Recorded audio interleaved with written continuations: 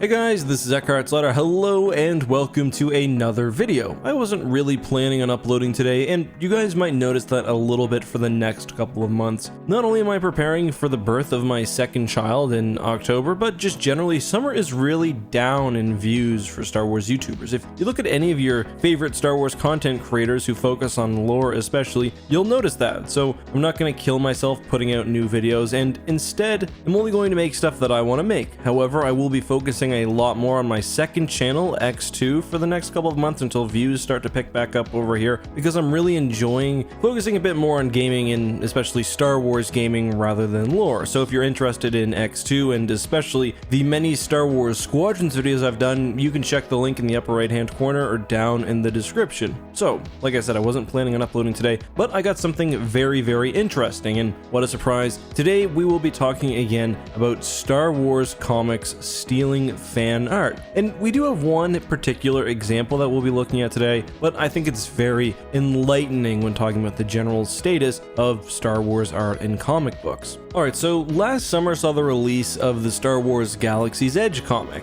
and issue 4 of that contained a fan design for a Star Destroyer, which I guess was supposed to be a stand-in for the Resurgent. Anyway, an artist by the name of Wobbly G created a very cool Star Destroyer which he called the Vigilant class. You can find it on Sketchfab, there's an animation on YouTube. I'll link to everything that you'd want for his Star Destroyer down in the description. The Vigilant is pretty cool. It's sort of like a combination between the Imperial Star Destroyer and the Resurgent. I say that because it maintains the general shape of the Imperial Star Destroyer, at least the front of the ship does, but has many features of the Resurgent. For example, we see that the superstructure is sort of low and close to the hull, like on the Resurgent. The front of the ship even has those sort of spokes that we see on the Resurgent, and just generally I think the Vigilant would be phenomenal as like a missing link type of ship. Between the Imperial 2 class Star Destroyer and the Resurgent, we got this. So if you looked at the Galaxy's Edge Star Destroyer, and by the way, thank you very much to eJeebs on Reddit for sending me this. If you guys ever spot anything like this in the wild, make sure to let me know. You can see that it's clearly the exact same ship. Some of the details have been changed. For example, the front fin isn't there. The model looks much worse, of course, but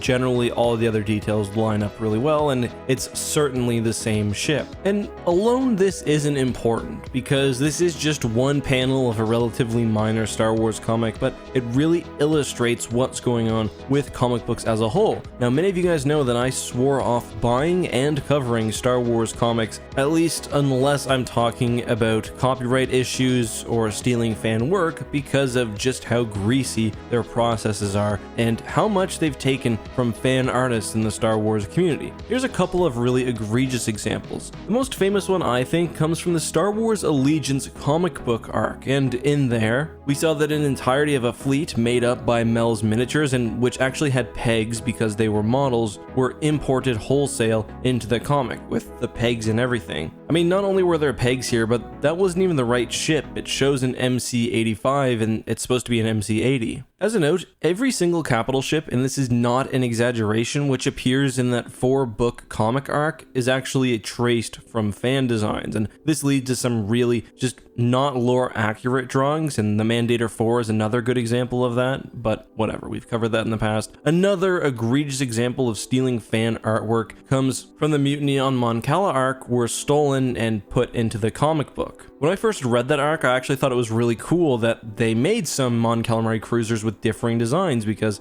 that's the whole point of Mon Calamari ships. They're supposed to be pieces of art, each one individual, but no, it just turns out that instead of just making their own shapes, instead Marvel just copied some really low quality, and that's no offense to the artist, I think that's the intention, low quality models and tried to make them their own. Anyway, on to my greater point. Marvel is stealing way more than we realize. The only reason that we noticed that this ship was wrong and that I was DM'd is because they screwed up and used the wrong Star Destroyer. Had they used the Resurgent class, we most likely would have never known. And that's just because there are so many artists making Star Wars content online, and something like an Imperial Star Destroyer, for example, is so well defined because it's been featured in so many pieces of media that many models will have very similar features, and it's almost impossible to tell whether the model appearing in a comic book has been traced or not. Does that mean it doesn't matter? Well, not to me. I still think people deserve to at least be credited for their work. Now, it's not always impossible to tell. For example, because I spent probably 10 or 12 hours looking through the Allegiance comic, I was able to confirm the copied art. Other times you can just tell if you're really familiar with the base model. For example, every time I see one of Fractal Sponge's images stolen, I can almost tell right away. However, one of the problems with comic books especially is that details are often blurred out intentionally. So they'll take the ship and in certain scenes they'll just use the outline in one way, they'll put it from a distance, they'll trace over it or make some slight adjustments in color, or they'll steal from a really obscure place. But one good way to check, at least quickly, is whenever you see a Star Destroyer or something, go to SketchUp or 3D Warehouse, and a lot of the time you'll find that ship on there. And we can look at, for example, the ongoing Star Wars comic series, just the general Star Wars main series, because it is probably the most prominent Star Wars comic right now that actually features starships, and we can see some of the difficulty. We've got a fleet here of Nebulon Bs and GR75s and CR90s, and it's just very difficult to tell whether these are scanned or traced from somewhere else or not, because there's literally hundreds or thousands of these particular models, especially for the more popular vessels. When it comes to a Mandator class Dreadnought, for example, it's very easy to find because at the time the comic came out, it wasn't a very popular ship and it hadn't been modeled a whole lot. Really, one of the only ways you can tell is by looking at the depiction of the ship and trying to find any details which are not accurate to the actual depiction within lore or within the movies, but might be a unique feature of a particular fan model or whatever else. So let's take a quick look at issue 1 of the recent Star Wars 2020 and see what we see. First of all, in this scene, there are a few things that sort of pique my interest. And first of all is the fact that these Star Destroyers here are very heavily stylized. They almost look like Rebel Star Destroyers, despite that not generally matching the style of the rest of the comic. This is also a really big shot with lots of repeated ships, which in my experience is one where we often see tracing and copying.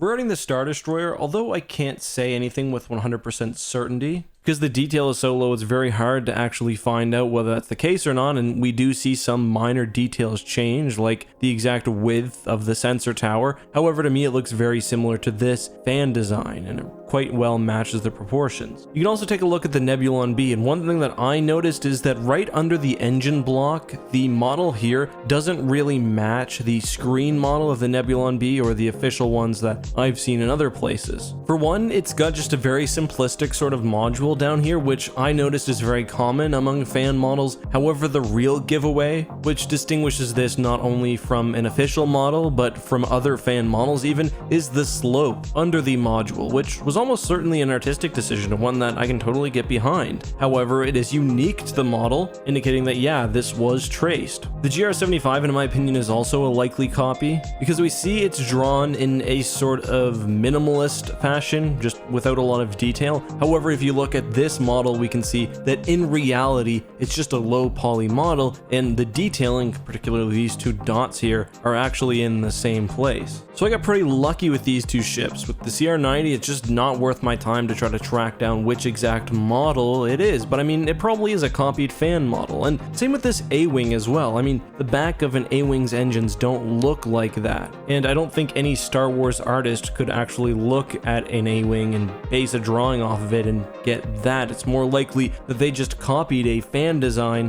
which had that differing detail and didn't notice. But guys, that's all I have for today. Hope you guys enjoyed this video. I know I haven't made one in a while. It annoys some of you that I make any of them, but I do think it's a really important purpose. Until next time though guys, have a good one, be safe, and may the Force be with you.